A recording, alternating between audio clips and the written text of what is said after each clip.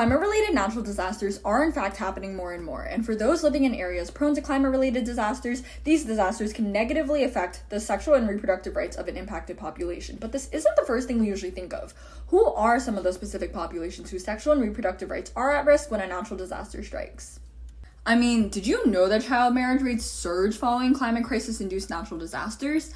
The International Rescue Committee released a report that stated child marriage increased 39% following disasters caused by the climate crisis in Bangladesh.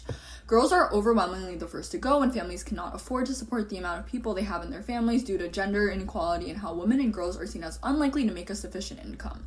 In the face of the climate crisis, resources become even more limited, especially in countries whose resources and lands have been overexploited by colonial powers.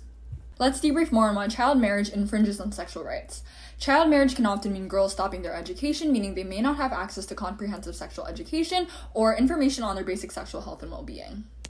Girls forced into marriage have their agency taken away. Who they want to have sex with, when, how, frequently, if they want to, these are all things that are stripped away with a forced marriage.